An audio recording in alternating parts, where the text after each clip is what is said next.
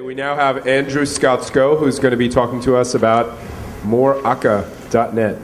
Yeah, all right, thank you guys.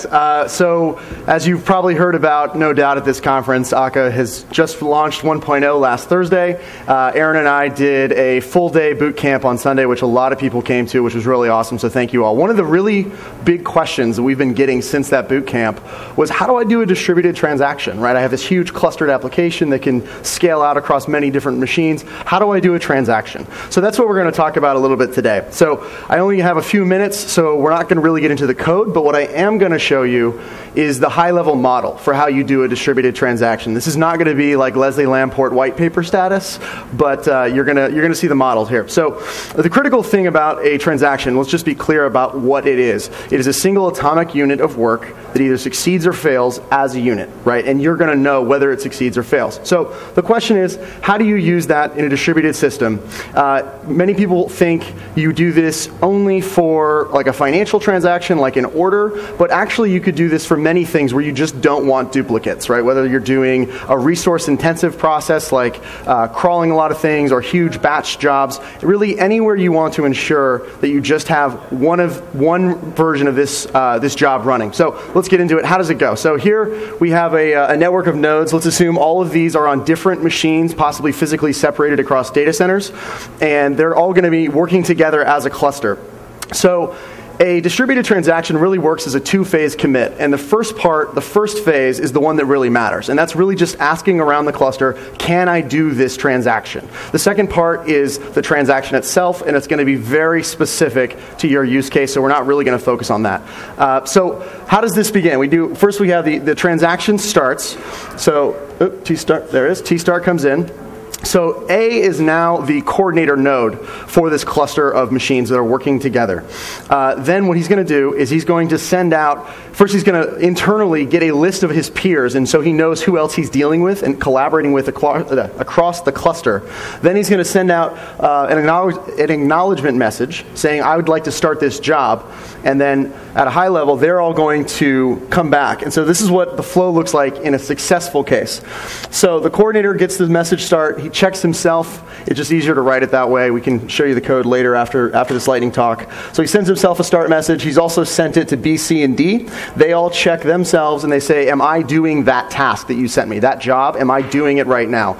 If the answer is no, they send back X, and A carries on and does his job, and he's going to go ahead and actually do the commit. So in the case where it's not going to work, same flow is going to happen. You're going to have these messages go out, sending the transaction start or the attempt to start the transaction. C is going to say, oh no, I actually am already doing that one, so you can't do it. So a NAC will come back, and A will fail the transaction and return that to you. Or he might also have a timeout, in which case it comes back exactly the same way. So here's the crazy part. You actually only need to write two actors to do this across a machine, across a cluster of machines that can scale up or down as big as you need or as small as you need. So you could have this across 100 virtual machines across the world if you had to, but your code is actually only two actors to do it. And the coordinator is the important one, and he lives in two states. He's either ready for work or he's working. So let's go through what it actually looks like in your code when this whole process begins. So the start message comes into the coordinator. He's now in ready state. He's going to flip into a working state.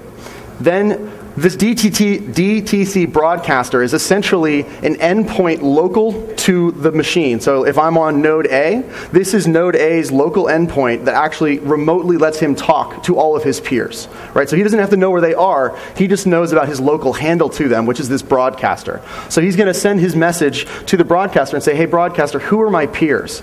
Broadcaster's going to send them back. So now he knows who his peers are, how many there are, and what addresses they're at. So when he gets responses back, he can say, where did this message come from? So you can imagine if maybe another node joined the cluster during the process of this transaction and tried to join in, he can ignore that. Okay, so now the coordinator knows who the peers are, so then he's going to send out the start message. The start message is basically saying, hey, can I go or not? And so that message is going to go to his local broadcaster and then out across the cluster to all of his peers who are going to go through the same flow internally. And then this is what that looks like. So inside your, okay. inside the actor, let me speed it up a little bit. So the request for the act comes in. He's going to say, am I running that job? If the answer is no, he says, go ahead, you're good to proceed. If he is running that job, he's going to say, no, don't go ahead, I am running that job already. And then the transaction as a whole will fail, and then you can do a retry if that's what your logic needs. Okay. Well, that's basically it. So talk to me more for things like that.